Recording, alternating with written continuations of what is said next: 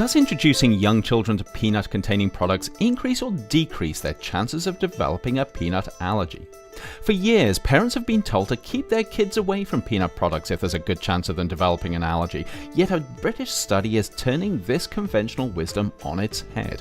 The Learning Early About Peanut Allergy trial, or LEAP for short, set out to measure the effect of exposing high-risk children to foods containing peanuts early on in their lives. They started out with 640 kids between the ages of 4 and 11 months who suffer from an egg allergy or severe eczema or both.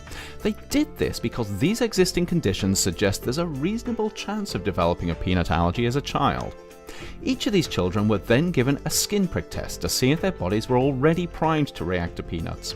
98 of the kids ended up in this especially high-risk group.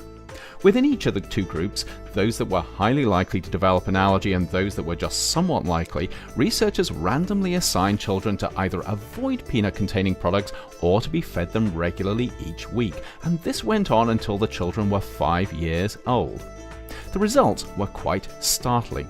Take those children that were considered only somewhat likely to develop a peanut allergy.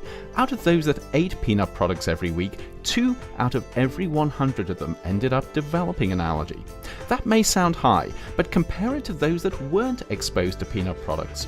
In this group, 14 kids out of every 100 developed an allergy. In other words, kids that were not exposed to peanuts were 7 times more likely to develop a peanut allergy than those that were.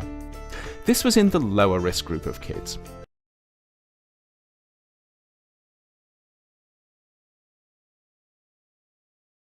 In the higher risk group, similar results were seen.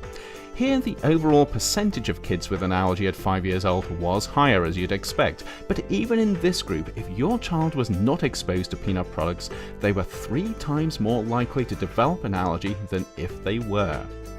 Following on from this research, the LEAP team have just published a follow-up study where the original participants avoided peanut-containing food for 12 months after the original trial. That included those that originally were exposed to peanut-containing products and those that weren't. They were then retested for peanut allergy. The results? There was no indication that avoiding peanut-containing products increased the chances of an allergy subsequently developing, suggesting that early childhood exposure may provide a degree of longer-term protection. There's still a lot we don't know about what causes peanut allergy, and it's important to note that even with early exposure, your child may still develop a serious allergic response. Yet the results from the LEAP study suggest that avoiding peanut products altogether at an early age can actually increase the risk of later allergy. Because of this, a number of professional organizations are now recommending that parents introduce peanut-containing products to their kids early on, with the proviso, of course, that some children will still develop an allergy, and professional advice should be sought wherever there's a high chance of this occurring.